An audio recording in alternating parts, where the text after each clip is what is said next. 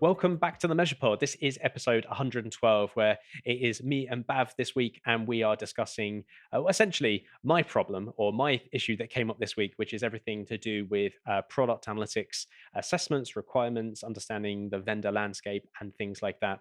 My name's Daniel Perry Reid. I'm a principal analytics consultant at Measurelab, and of course, as always, I'm joined by Bhavik Patel, Director of Analytics and Experimentation at Lean Convert. So, Bhav, I've just spent the last 40 odd minutes grilling you on all questions that I need to do for a living. So you've helped me do my job a little bit easier. First of all, thank you. Secondly, what do you think? You're welcome.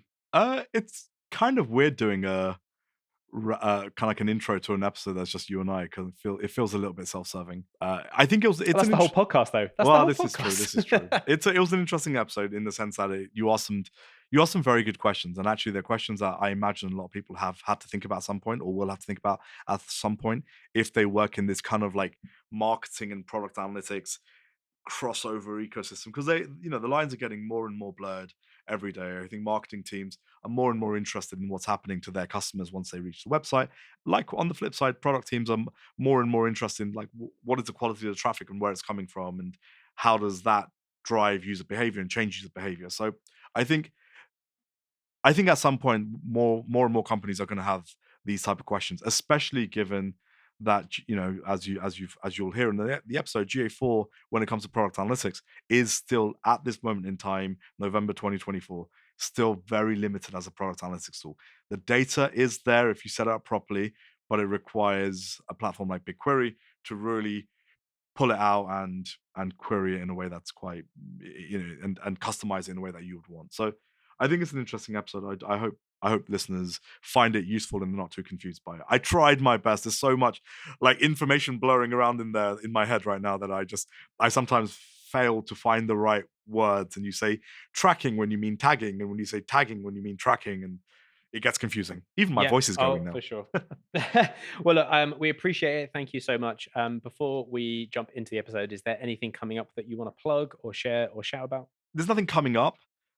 I do want to talk about my recent transition away from Twitter. The platform become an absolute cesspool of misinformation and stuff. So I've now moved over to Blue Sky. If anyone wants to catch me, I've been able to secure Bav, the handle. So Bav.Blue Sky or bsky.social, whatever the common one is. I And that's have that. BHAV, right? That's BHAV, yeah. So if you want to find a new place where I'm actually more active than I stopped being active, like properly active on Twitter a while ago.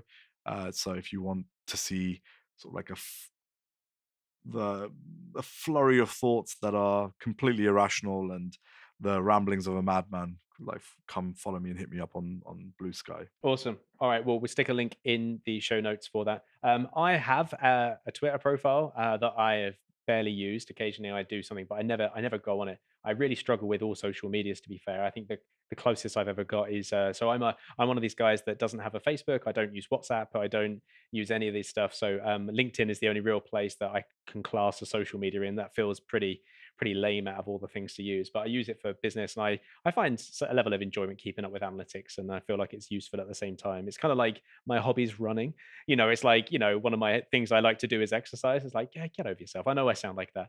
But anyway, there's nothing to promote. The only thing I will say is that if you are listening to this on the first weekend that this episode comes out, next week we are doing our first ever Crap Talks Brighton meetup, which, as the name suggests, it's in Brighton, central Brighton, a couple of minutes from the train station if you are coming in via train, same via bus as well. I'll put a link to this in the show notes. It's on the meetup community. It's completely free. We've got a couple of speakers talking about analytics, product, conversion rate optimization. We're doing it in a Gale's bakery, for God's sakes. It's going to be a really interesting one.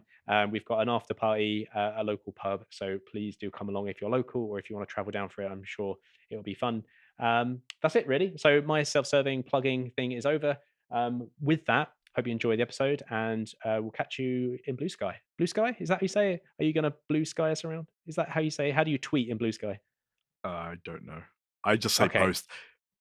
I post on Blue Sky. Well, I mean, okay. I will plug it one last time in the sense that the data community on Blue Sky is really thriving, and there are a lot of so Blue Sky has this cool feature called starter packs, and you can find the analytics and data starter pack and just follow a whole bunch of analysts and data professionals in the industry from sort of like multiple different parts of the world, and because there is no self-serving algorithm.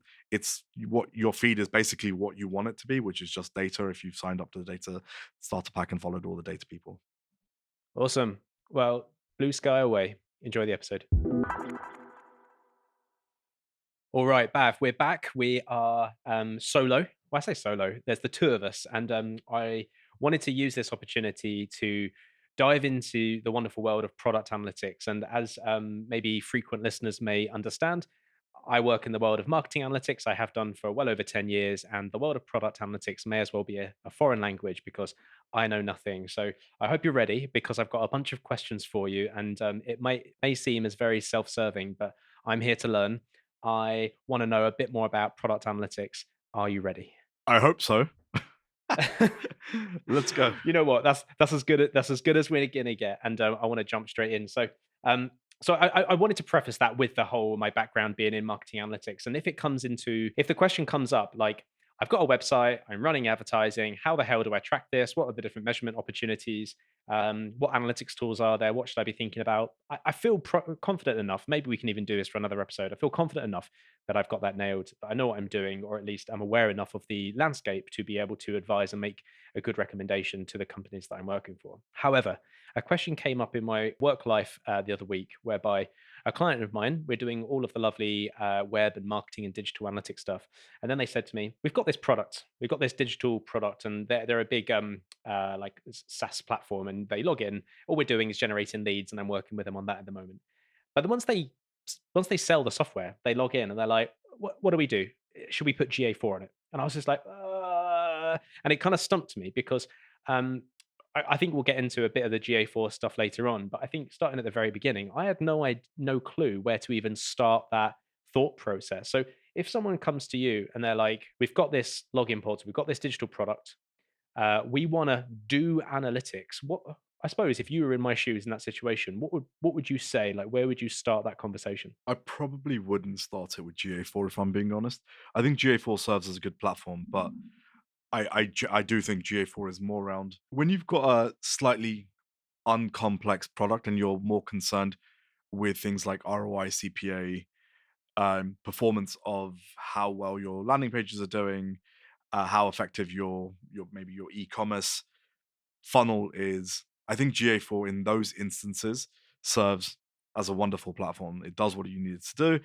It's not without its limitations, as I'm finding more and more week after week, and I'm realizing that actually the complexity of what I potentially want to do doesn't is not enabled within the platform, and I constantly have to try and either get access to BigQuery, or I have to consider the fact that actually I just might not be able to do it. So it's usually big. If I need to do anything more complex, it's usually BigQuery. So I think when you're in the instance you talk about, and I work for a SaaS company, keeping in mind before I joined Link Convert, we used we used Amplitude as our platform for analytics, and Amplitude was really good for understanding how user behavior it can be monitored, measured, and tracked and reported on. But if I had to do what we were doing in GA4, I probably would have shot myself. So if I know, I mean, genuinely, if when it comes to understanding usage, product analytics platforms far exceed the capabilities of GA4. When you want to understand the performance of your ad campaigns and checkout funnels and things like that, and there isn't complexity in the product, I think GA4 serves well. So other examples, alternative, like so e-commerce are typically very good. GA4 is typically very good for that because you don't really need to do too much on it.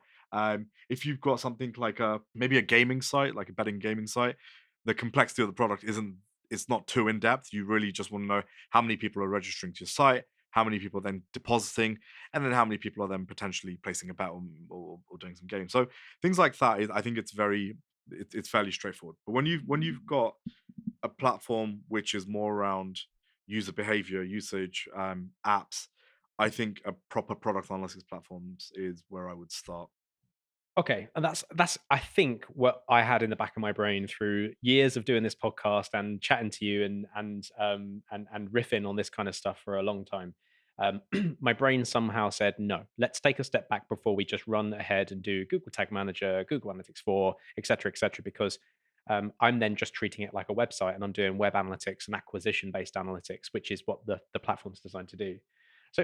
Putting back slightly, so if we establish that Google Analytics 4 out of the box, especially if it's slightly more complex than a basic product, isn't that useful, or at least there's better alternatives.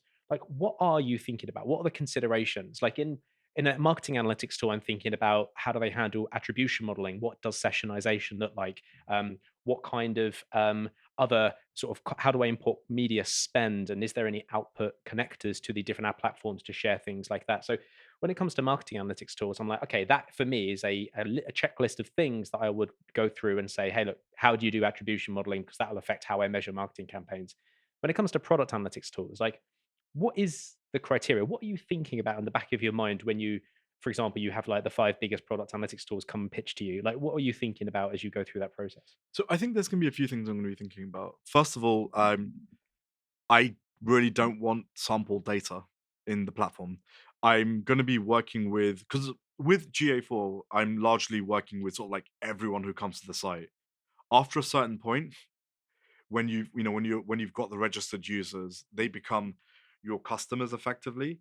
Before they register, they're still prospects, right? And if you don't get that 100% accurate, it's probably okay. But when they become customers, they've registered with your platform, you probably don't want to have a probabilistic view of what's happening on your site. You want to try and have it as close to 100% as you possibly can. So that's not to say I don't think it's not to say you can't do it with GA4. I think if you set up server-side tagging, you probably are in a better situation. But with the product analytics platform, what you want to try and do is you want to try and have a deeper integration with your back-end services, because you want to understand when they've logged in, you want to keep that user stitched across everything they do. You probably want to ingest data into the platform as well. So, for example, if you're a SaaS company, you might want to ingest actually what type of user are they? Are they a free user, enterprise user, business user? So having all of that stuff being pushed within GA4, within sorry, not within GA4, within your product analytics platform with each event. So you might want to do some type of enrichment services, which you can't do with GA4. At least I don't think you can do it with GA4, but effectively with some type of product analytics platform, you might want to do some type of enrichment of who's the customer, what type of plan are they on, are they, in many cases for SaaS platforms, you have kind of like a two-sided marketplace. Are they the person who registered, or are they the consumer of the person who registered, right? So you might have like your customers, and you want to identify them.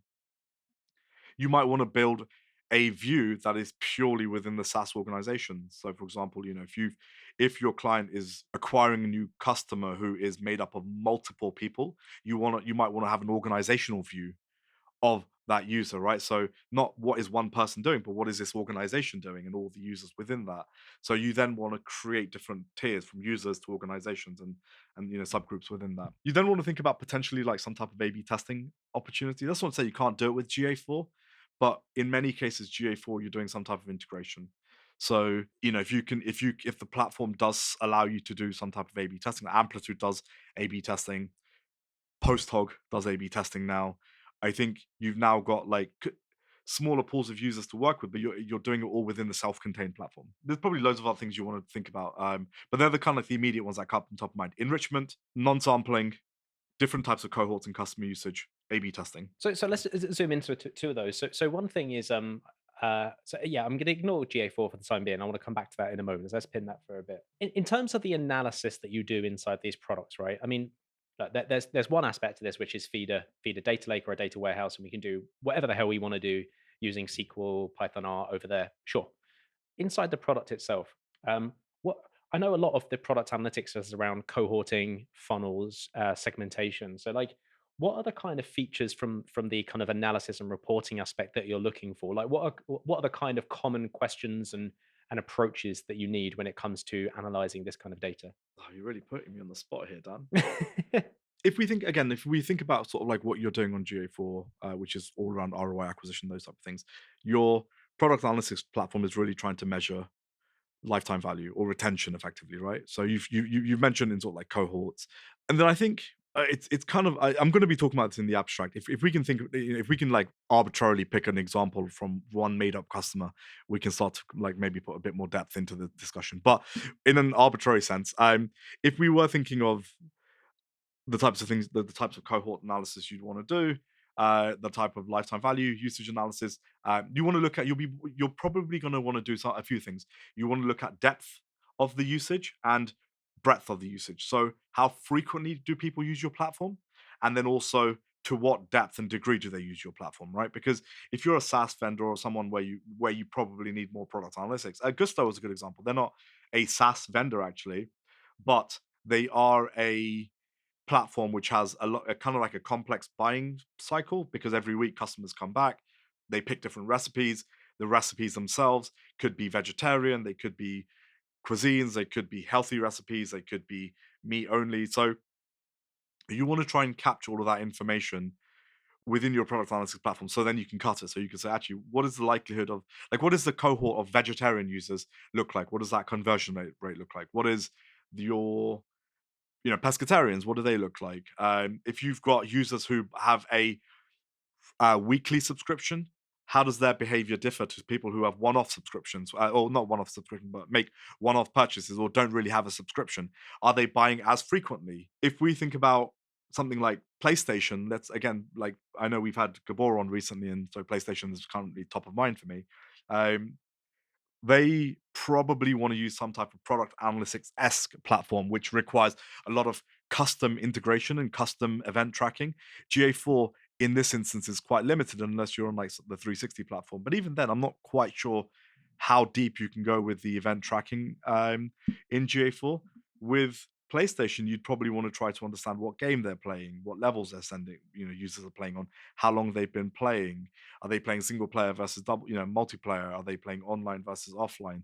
All of these type of things that they're collecting are going to be quite bespoke. And I think when you really think about the power of product analytics, if you're in a very bespoke organization, I think that's going to be the thing it's really going to separate itself from a platform like GA4. So again, I'm doing swingings and roundabouts to your answer. This was going to be a messy episode, by the way. I hope people can follow. I hope people are following my train of thought. But your question was like, what are the types of analysis you're doing? You've got cohorts, your segments, your LTV, your frequency analysis, so how often people are playing, your breadth analysis, so how often do people come back? What are the different things they do? Are there relationships between two platforms? Post Talk is a really good platform because one of the things it does is it automatically builds correlations between metrics, which you can't do in GA4. So if you're trying to understand, like, hey, this metric is really going up or going down, it will tell you that there is a diametrically opposite or a parallel metric that is going up or down in line with that metric. So you might be able to try and find sort of like correlations and do more advanced things that GA4 just doesn't or won't do. And I think that's largely down to the developers. The people who built GA4 are very different in the sense that people who build things like Amplitude and Posthog and Heap and whatever the other ones are. So let's unpick the GA4 things. Let's come back to this. So there's an argument there which would be, well, which I'm gonna voice. Product analytics is all about event based data, event schemas, and a lot of the transition from Universal Analytics to GA4 is moving from a sessionized view to an event schema. And a lot of product analytics people, including yourself, was like, about goddamn time. Everyone else is doing this, and now Google Analytics is doing this. So there is an element there that Google Analytics has moved to a more product tracking mentality. They also can ingest data from lots of different sources. Now, it may be more limited than other sort of more well established product analytics tools, but it's moving that direction. The other big thing, well, two big things, is that it syncs to BigQuery and it's free, right? Or at least the majority of it's free if you're within the kind of limitations of the free license. Now, all of that considered, is Google Analytics 4 good enough? Is it a good enough product analytics tool to get event data into a data warehouse, or just to track the top level view if you don't have or have yet to have ever ventured into this world, you don't have budget, you haven't considered vendor selection, you don't have that internal awareness or knowledge or adoption of a tool just yet? Is it good enough, or is it actually worth doing the work before you go far into this? Because I feel like once you embed a tool, it kind of is kind of sticky, right?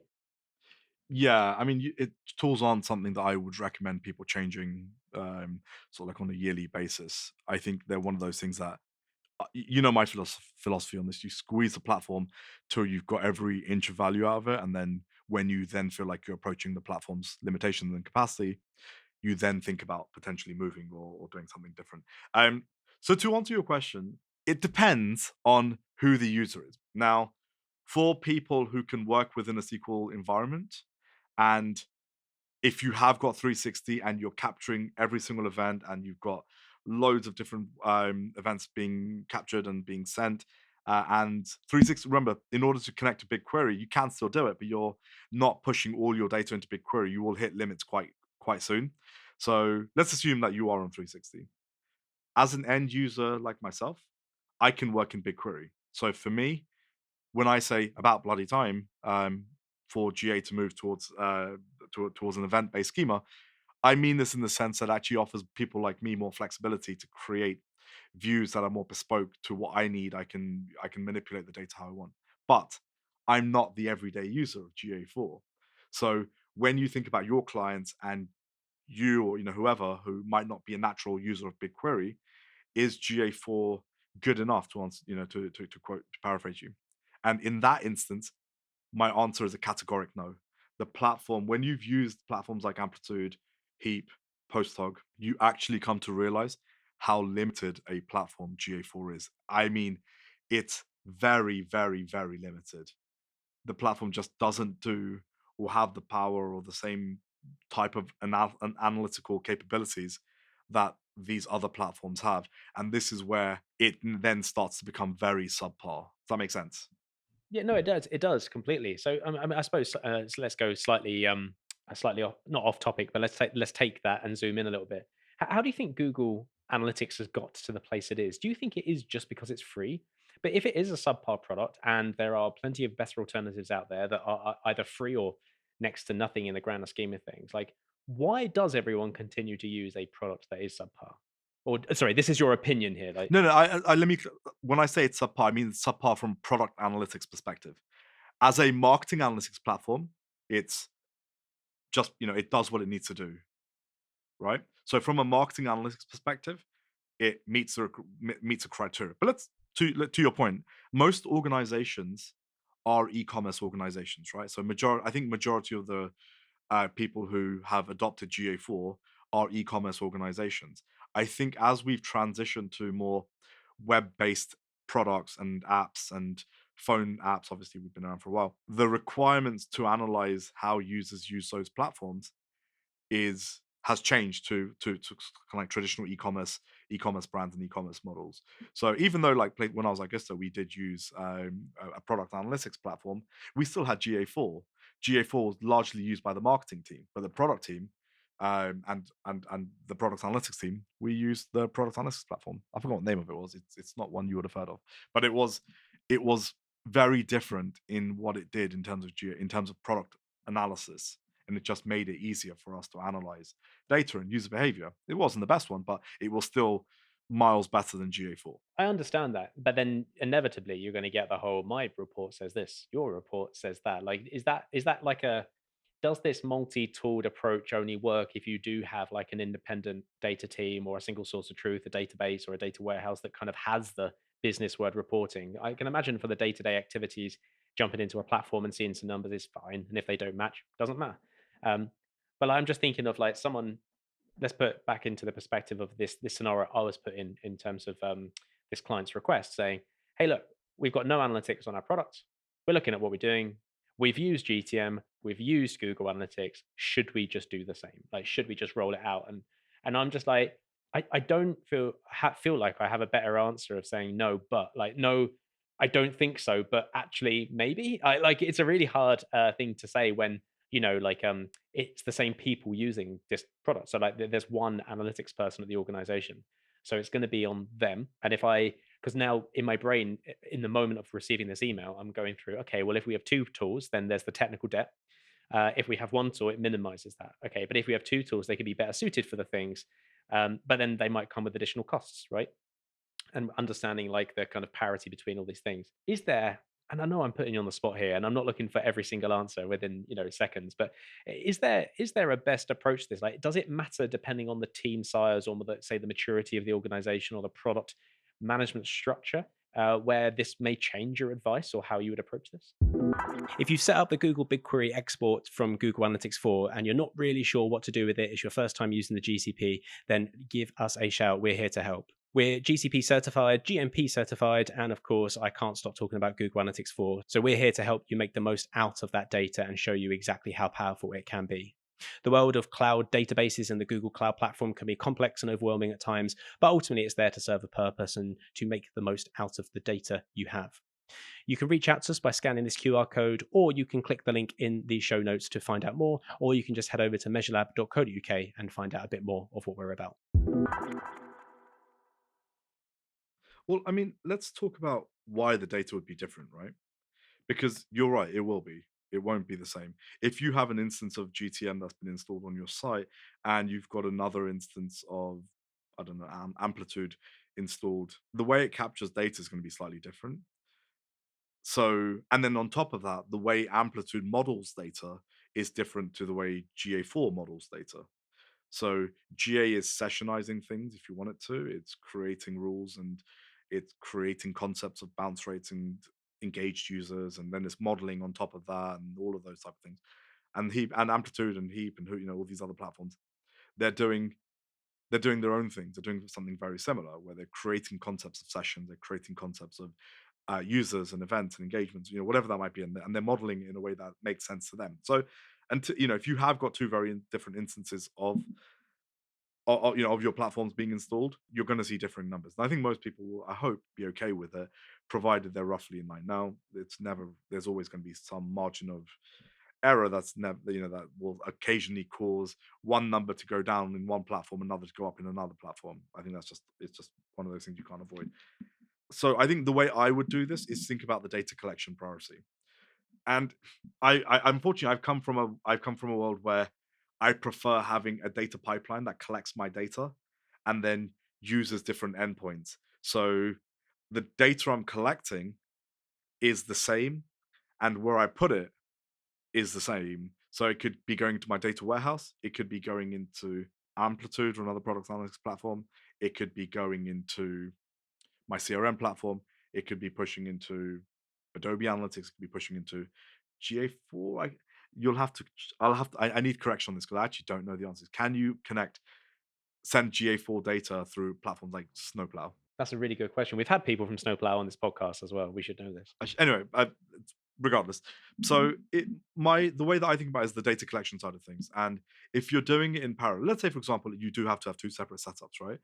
The event is being emitted to GTM and then to Amplitude. If the event being emitted is exactly the same, then it doesn't really matter if you see some discrepancies at the end, because that's just down to the platforms. And I think as long as people can get comfortable with the fact that your marketing analytics platform is different to your product analytics platform, they're not designed to do the same thing.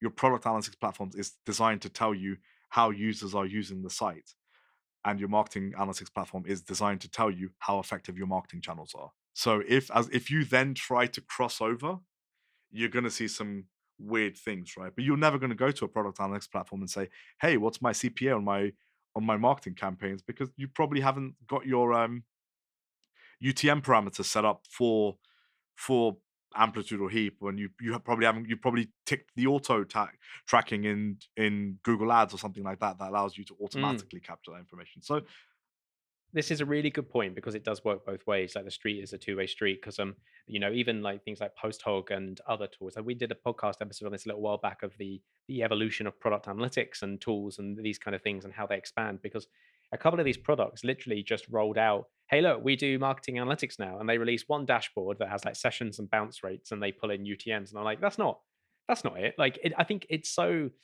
narrow visioned from both sides. If you go into the Google Analytics tools, then you think, oh, I can do a product analytics. It's just events, right? Easy, done. And you go into the product analytics tool, it's like, oh, look, UTMs, sweet. Bounce rates, there you go. There's your marketing analytics done. And actually, there's so much more nuance than that. And I think these dedicated sort of tools are definitely a worthwhile investment. One thing I think we're getting towards a kind of resolution on is like, realistically, unless you have zero other choice. So Google Analytics 4 is not a good product analytics tool. And actually, I mean, we mentioned GTM a couple of times. Obviously they're not the same products, but they're often talked together of using Tag Manager to deploy Google Analytics and things like that. Is there is Google Tag Manager quite a common tool to be using within a product landscape, or is actually natively coding and hosting these tools more common than using a tag management platform, much like you would on a marketing website. Even if you're not using GA4 and you're using a platform like Amplitude, you're probably not going to do a direct native integration onto your code base. You're probably going to be doing it either through some type of tag manager, or more common, certainly in my experience, I don't want to like speak for the entire industry. We're doing it through some type of data pipeline. So something like Snowplow or Segment, one of those like CDPs, and they're the ones that are collecting that information and then pushing it to the product analytics platform. Because why would you want to send why would you want to create a world where you're doing a native implementation of Amplitude or Heap, and then you want to send that same, because remember it's event based, right? So at the end of the day, you still want that data in your data warehouse, so you can stitch it together with your customer database, so your customer data tables, or your CRM tables, or whatever other tables you might have. So then to have to capture it again to send to your data warehouse doesn't really make sense. So you're better off using some type of data pipeline CDP to be able to push the data into multiple different endpoints, and then that way you're still using the same event, but you're using let's say, and I'll give you a good use case example for it. Let's say you want to send an email to someone who has performed some action on your website. You don't want to have to set that up all over again for your CRM platform. Ideally, what you want to do is you want to take that event that's already been emitted, you want to push it into Amplitude, you want to send that same event into your data warehouse, and then you also want to use that same event to trigger an email campaign. So any user who has done this but who hasn't made a purchase, send them an email. You want to do that once as opposed to 3 different times. So I think the whole concept of product analytics is actually more natively integrated with the rest of your ecosystem than something like GA4. GA4 actually stands as a bit more of a standalone product, whereas product analytics, you have to think about your entire customer's user experience. It's not just the experience they have on their site, it's the experience they have when they contact customer service. What have been they've been doing? Why did they contact customer service? Can we see what they've been up to? Their CRM platform, what do we want to send them emails based on what they've done on their site, what they've viewed, what they've browsed, and you don't want to have to keep setting up something new every time. So in my world, actually, GA4 is the kind of alien entity that sits on the website. Everything else has much more native integration with everything else. Yeah, no, I like that. And we've talked about this with a couple of guests over the last couple of months, but I wonder if GA4 is the ambition of GA4 is to move more that way, because we're seeing more connectors, more ingestion methodologies, more things like that. There's even this rumored sort of Facebook advertising sort of meta pixel integration with GA4 coming, and GA4 is integrating with Salesforce and AB Tasty and Optimizely and things like this. I think it's an interesting thing. And anyway, sorry, I'm just riffing on that really because like you said, GA4 is the odd one out, but it's such a highly adopted tool that it's kind of the most well known outsider. Yeah, But yeah, exactly. Let's think about the platform again. If we think about GA4 as a platform, even though it sends events and captures events in the same way Heap and Amplitude do, forgetting that it's front end events or back end tagging, or server side tagging, whatever you've got. The problem then still comes down to the platform. So you're probably right. At some point in the future, GA4 will be integrated with all of your kind of like your CRM platforms, everything like that. So you'll be able to create a nice if this then that type situation that you can do with platforms like Amplitude and Heap and other product analytics platforms. Right now, for me, the biggest challenge with GA4 is the platform itself. And I'll give you an example. If you go onto Measure Slack, for any listeners, by the way, if you have any GA4 questions, go to Measure Slack. There's just absolute GA4 geniuses on there. I was trying to create in GA4 Explore a view that allowed me to create a segment of users who had done some action and just see those users' sessions where they did that action. And I can't remember exactly if I'm getting this right, but it physically was not possible. It's physically at this moment in time not possible to be able to do that analysis. In order to do this, what you have to do is you have to go to BigQuery. You have to create a common table expression of all the users who have done this action. Then you take those list of users and then you write your next set of query, and then you look up the users against that first common table expression where you've got your list of users. That's how you do it. In something like a product analytics platform, you can just do that in the interface. Now think about if you're a non-technical analyst or you're a non-technical marketer, or you're someone who can't write SQL, but you want to do this analysis, you can do it in these platforms already. It's just you can't do it in GA4. So right now, for me, the biggest challenge, regardless of data accuracy and sampling and all that kind of all of those other type of things, the biggest limitation for me right now for GA4 is the platform. It still looks like a very childlike platform when it comes to doing product analytics. Mm. Yeah, no, no, it's very Google, isn't it? In that way, where you've got one button Yeah. and you kind of need five. Okay, there's one last aspect to this that again I'm not necessarily looking for answers, but came up and I didn't know how to address this. And this is the idea that I was actually chatting to someone today about this, that about the old concept of like being an analyst or being in analytics, and kind of didn't expect 10 years ago that my most of my life will be spent talking about cookie banners and consent management. Yet it is, and so the question comes up is when you're inside of a product, do you have the same? Do you have to consider the same things? Like, do you still have to serve a cookie banner? Are you still beholden to the same restrictions, even though they are a customer of yours and they have logged in, or does it depend? And if so, what does it depend on? Like, how do companies that how do product teams address the whole concept of cookies, non-essential cookies, and tracking and things like that? So in our instances, a lot of the stuff we do is not sort of like third party based, so it's not going to some type of ad network. So I think, and again, don't quote me on this. If you work in this space, I'm sorry, I'm not an expert when it comes to cookie laws and privacy. I've just avoided this topic with a 10 foot. Like I've just avoided this topic completely. So I think as long as the data being captured is being used for the purposes of creating the experience, I think it's okay. In some instances, you physically can't use the platform because the platform needs to know who you are, what you've purchased, all of those, what you've done to be able to create that view. So I think in those instances, it's okay. I need to look a bit more into this, so I'm not going to give a very comprehensive answer on this one. But I think generally for the purposes of as a customer, what you're capturing, if it's being captured as a front as a first party data, as if it's being captured as first party data, I think it's okay. This is the thing that's tripping me up. Like I say, if it comes to a marketing website and it's all used for marketing purposes or analytics or whatever, I'm kind of all over it. When it comes to in product, I feel like, if part of your license for signing up to a product or logging into an account is that's all covered already, then it could be a non-issue, right? It could just be like just roll in, do your thing. Um, like you said, if you're using these pipelining tools, if you're using like a rudder stack or a segment or a whatever to kind of pull this data in, then it kind of depends on the use cases, right? Where you're sending that data.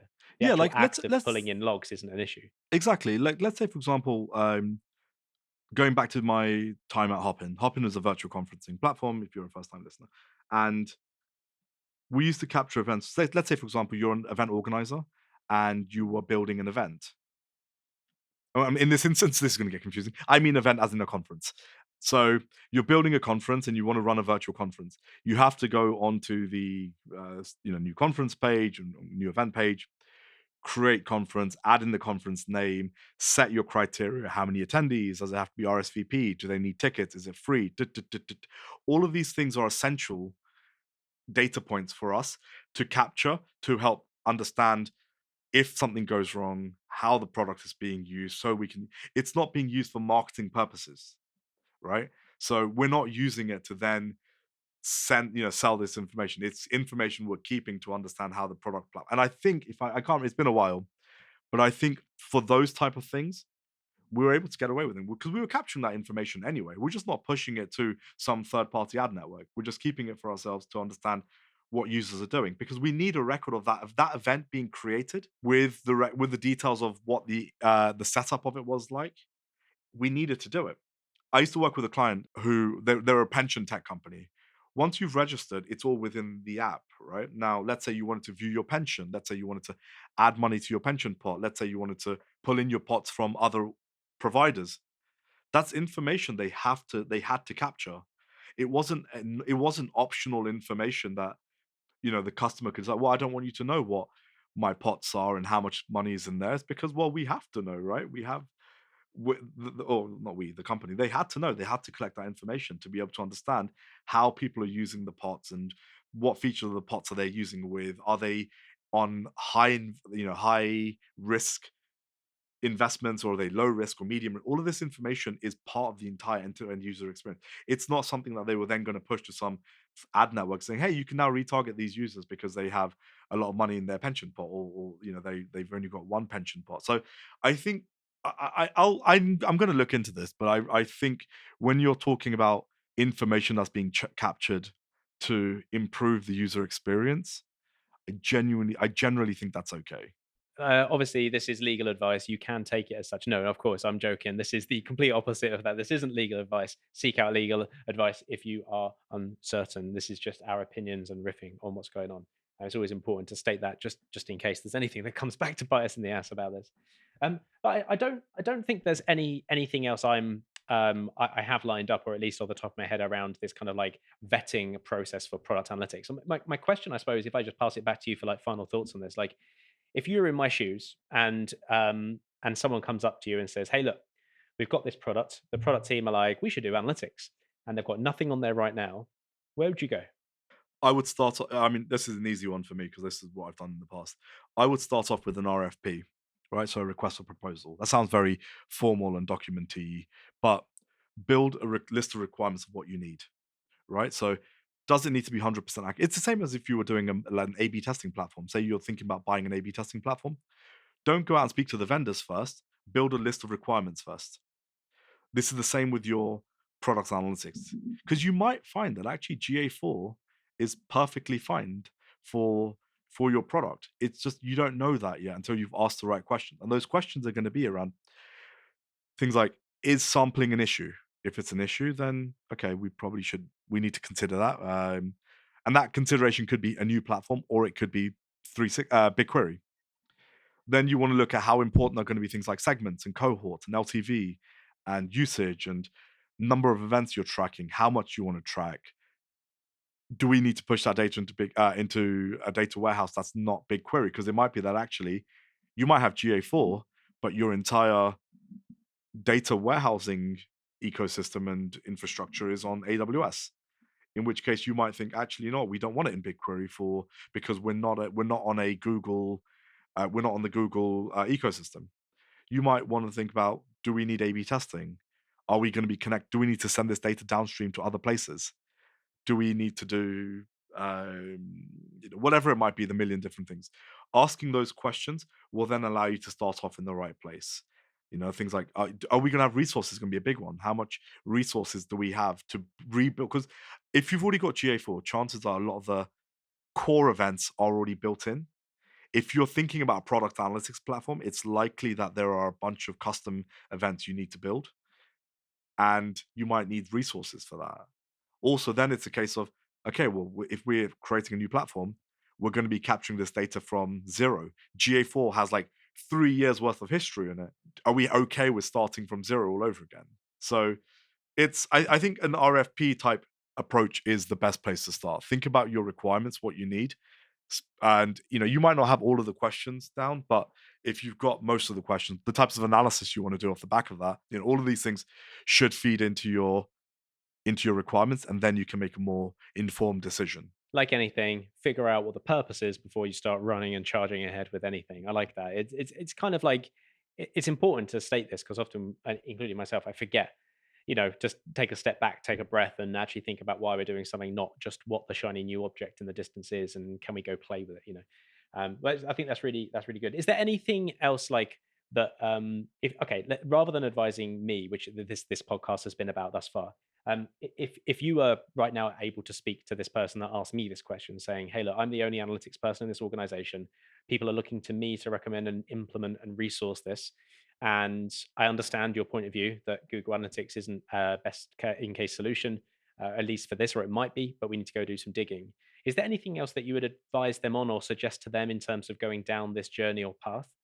If the person you're speaking to is a marketing person, I really think it's going to come down to, do they have buy-in from the organization to not just purchase a new platform, because chances are the marketing person, assuming they're a marketing person, is using their own budget, but do they have buy-in from the rest of the organization to support the integration of a new platform? That is the biggest hurdle I've seen, because the amount of times I've worked in organizations where a marketing team have run off and purchased the platform and then turned around to the product team, the data engineering team, the analytics team saying, "Hey, can you make this work?" It's like, well, no, right? Because what you've done is you've gone and signed up to a 12-month subscription without realizing that it's probably going to take you 6 months to get to a point where the platform is even operational. So I would think about like speed versus coverage. If they want something fast, they're not going to get high coverage. If they want high coverage, they're not going to get something fast. Right. So those are kind of like the two way ups that I would have when they're thinking about this. I don't know if it's the best advice.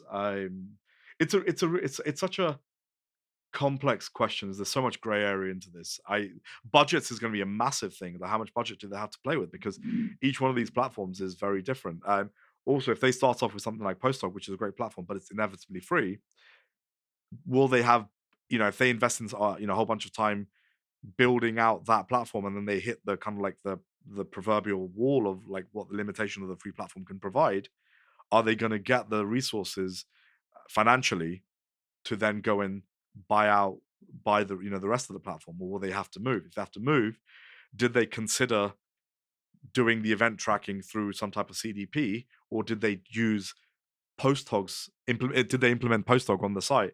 Because then they have to do it all over again with the new platform. So it's honestly, I don't think there's a perfect answer to this question. I really think it starts off with, what are your requirements? Do you have the metrics you want to measure in place? I think you and I have talked about measurement frameworks a lot. I think understanding your requirements is obviously important, but understanding your measurement framework, your metric tree, your business model in great depth is the most important thing, because you might build out that metric tree and you might find you get to like the lowest common, lowest level denominator in terms of event tracking. And you realize you have it all in GA4. What you don't need a new platform. You just need someone who can query it in BigQuery. Because there are other platforms which are warehouse native product analysis platforms, right? Let's say you don't want to commit to an ecosystem.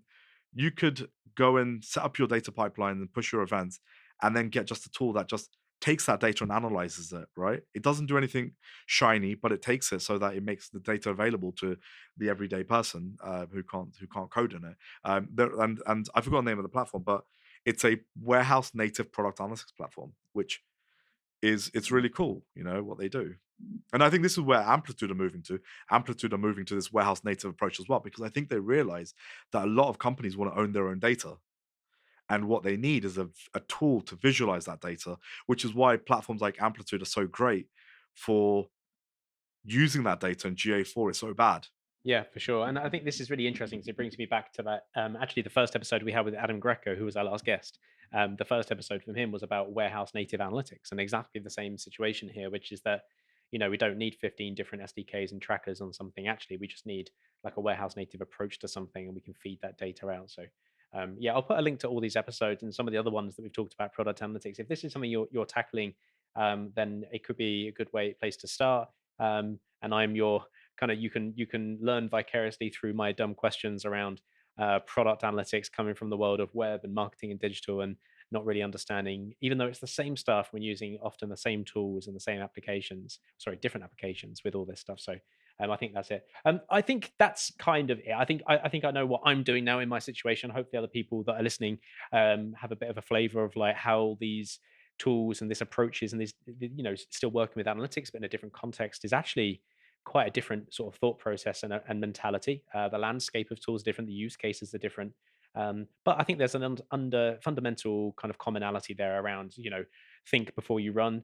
Do you have a framework in place before you start jumping in? Do you have an RFP before you start spending money? Is everyone aligned? What is it you want to measure before you start tracking stuff? Like, what is it? And I think these are things that are underpinning all of us analysts in a way. And I think that's really good advice, just even if it's stuff you already know, just to say out loud and hear it back again. So appreciate that. That's a very nice summary. Thanks, Dan, of what we discussed. I do agree with analytics is not something you can leap before you look into. You really need to look and understand and craft and build. And that's not to say you need to take 2 years designing and implementing, but a lot of pre-thinking ahead of time will save you a lot of pain further down the line. So yeah, just give it some thought ahead of time, and then I think you'll be onto the right track. And also, if anyone's listening, I think you can either be very like you'll understand what I'm saying in this episode, or you can be very confused. Either way, if you have any further questions, do reach out to me. I'm more than happy to talk about things. I think this episode could probably do with one of those like mini PDF write up books. You know, like people publish those ebooks. I Yeah, yeah. genuinely think this episode could be an ebook. I tell you what we do is we'll use the Notebook LM, the Google's Notebook LM, and we'll put this episode in, and we'll get it to generate a 5-minute episode. You know, with the American hosts, you know, the kind of generative AI podcast episodes. Have you seen those before? I've not, but I'm Oh, fascinated. oh my god, notebooklm. .google.com. I think that's the URL. I'll put a link in the show notes as well for us listeners as well. So you upload files, URLs, documents, clips, audio, whatever you want to do. And essentially it works as a generative AI chatbot that you've just trained, and it's just learned on all the content you've given to it. But one of the nice little side features is that it can auto generate a podcast episode based on your content. And it's got two hosts that just have a backwards and forwards conversation discussing your information. And what I find this fascinating is that we're doing a podcast of this. I wonder if it can just summarize and redo our podcast in a more coherent way. I think that could be an interesting exercise. So yeah, let's see. All right, let's end it there. Thanks everyone. We'll be back in a couple of weeks, maybe with a guest, maybe without. Who knows? It depends how quickly me and Bhav can figure that stuff out. Reach us on Measure Slack, reach us on the Crap Slack community, reach us out on LinkedIn as well. These are all good ways to connect with us. Otherwise, I'll see you on the next one. That's it for this week. Thank you for listening. We'll be back soon with another episode of the Measure Pod. You can subscribe on whatever platform you're listening to this on to make sure you never miss an episode. You can also leave us a review if you can on any of these platforms. We're also over on YouTube if you want to see our lovely faces and our lovely guest faces while we do this as well. Make sure to subscribe to the Measurelab channel to make sure you never miss an episode as they come out. If you want to leave us a review, that would be hugely appreciated. You can do that on most of the podcast applications, or there is a form in the show notes. You can leave feedback directly to me and Bhav. Thank you for listening, and we'll see you on the next one.